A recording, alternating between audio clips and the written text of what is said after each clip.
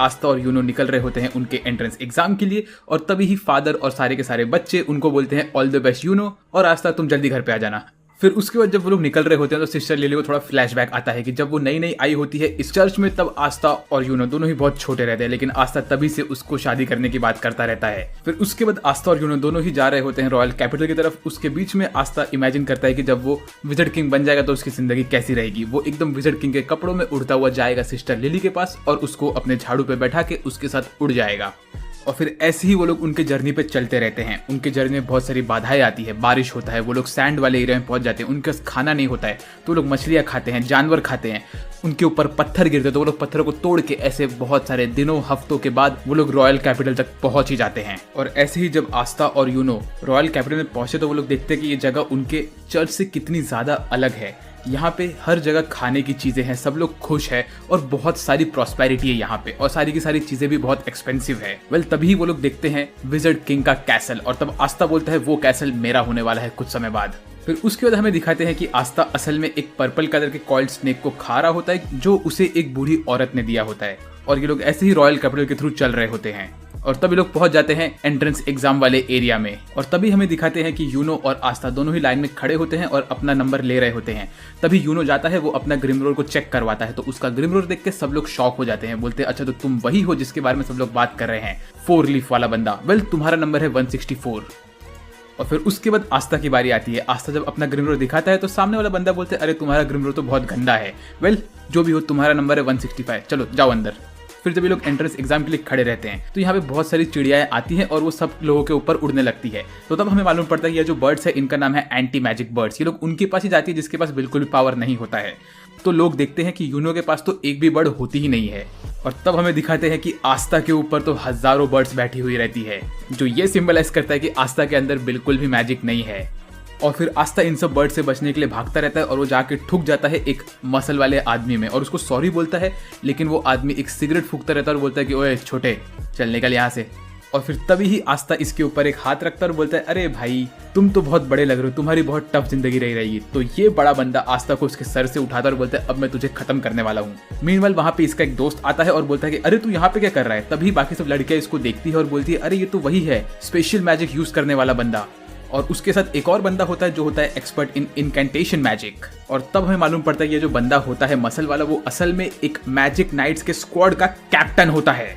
और तब हमें मालूम पड़ता है कि ये जो है इसका नाम है द लॉर्ड ऑफ डिस्ट्रक्शन यामी। और तभी यामी आस्था का सर फोड़ने ही वाला होता है कि तभी पीछे एक बॉम्ब फटता है और उसके बाद एंट्रेंस एग्जाम स्टार्ट हो जाता है। तो यामी आस्था को छोड़ देता है और तभी वहां पे आते हैं the captain of the Silver Eagles Nozel Silva. और दूसरी जगह पे बैठे होते हैं captain of the Crimson Lion Kings Fuegoleon Vermillion. और बगल में होता है the captain of the Green Praying Mantis Jack the Reaper. Well अगर आप लोग जानते हो तो मुझे जैक द रीपर पसंद है फ्रॉम रिकॉर्ड ऑफ रैग्नारॉक, तो ये नाम यहाँ देख के मुझे थोड़ा अच्छा लगा। फिर 4th नंबर पे बैठी होती है captain of the Blue Rose Knights Charlotte रोजेलिया।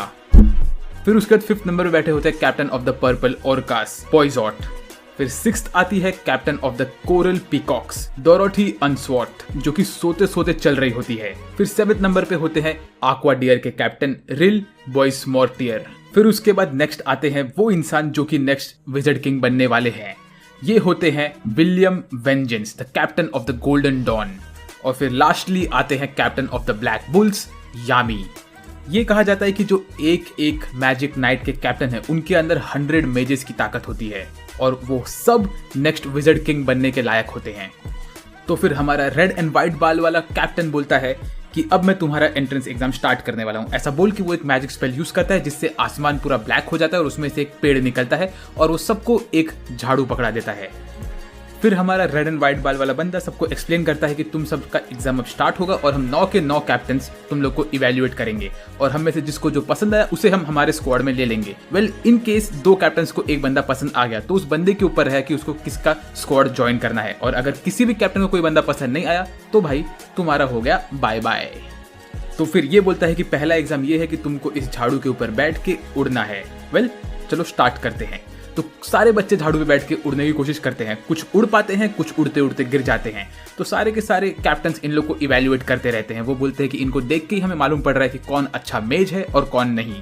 कुछ कैंडिडेट्स एकदम आराम से उड़ पाते हैं और इनमें से एक होता है अपना यूनो। जो कि झाड़ू के ऊपर खड़ा होकर उड़ता रहता है। मीनवाइल आस्था तो जमीन से हिला भी नहीं होता है। तो तभी ये जो व्हाइट बाल वाला नाइट होता है ये निकलता है, बोलता है कि मैं 2 मिनट में आया। ये तभी जाता है नीचे और वहां जाके ये एक लड़की से बात करता है। उससे कहता है कि मैंने तुझे पहले ही बोला था कि हम रॉयल लोगों को ये सेम एग्जाम लेने की जरूरत नहीं है। और तब हमें मालूम पड़ता है कि ये जिस लड़की से बात करता रहता है वो इसकी बहन होती है। वो बोलता है कि तुम्हारा फ्यूचर पहले से डिसाइडेड है, ज्यादा कुछ करने की जरूरत नहीं है तुझे। फिर वो उसकी बेइज्जती करके निकल जाता है। एग्जिस्ट करना ही अननेसेसरी है मेरे लिए।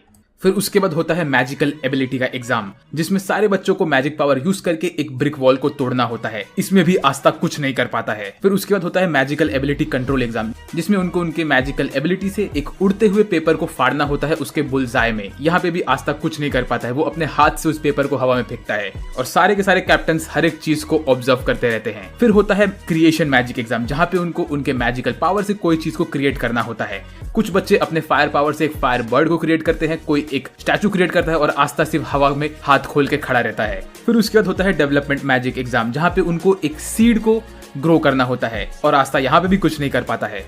और फिर बारी आती है सबसे लास्ट एग्जाम की, जहाँ पे इन लोग को एक्चुअल कॉम्बैट में आना पड़ता है। तब ये लोग बोलते हैं कि अब तुम्हें अपने ओपोनेंट को सिलेक्ट करना है और उसके साथ फाइट करना है, क्योंकि एक्चुअल में तुम्हें फाइट ही करना है। तुम लोग तुम्हारा ग्रिम रोल यूज कर सकते हो और ये मैच तब खत्म होगा जब तुम में से एक बंदा हार जाएगा या हार मान लेगा। तुम लोग इसमें अपना दिल खोल के लड़ सकते हो। हीलिंग वाले मेजेस को यहाँ पे खड़ा रखा है, तो तुम्हारी कितनी भी हालत खराब हो जाए तुम लोग हील हो जाओगे। तो सबसे पहले फाइट होता है आस्था का, और वो होता है उसके दोस्त के साथ, जो ये येलो बाल वाला बंदा होता है। ये बंदा आस्था का दोस्त इस एग्जाम में ही बना था और इस बंदे को लगता है आस्था बहुत इजी होगा हराने के लिए, इसीलिए उसने आस्था को चूज किया होता है फाइट करने के लिए। तब आस्था इसे बोलता है चलो अब हम फेयर फाइट करते हैं। तभी ये बंदा आस्था के कान के पास जाता है और बोलता है बेटे कोशिश करना बंद कर दे, तू एक बेकार इंसान है, तू किसी भी लायक नहीं है। ऐसा बोल के वो आस्था की बेइज्जती करता है और फिर वो आस्था को बोलता है थैंक यू, तेरी वजह से सबको लगता है कि मैं बहुत स्ट्रांग हूँ, क्योंकि तू तो एक गधा है, तू एक वीकलिंग है।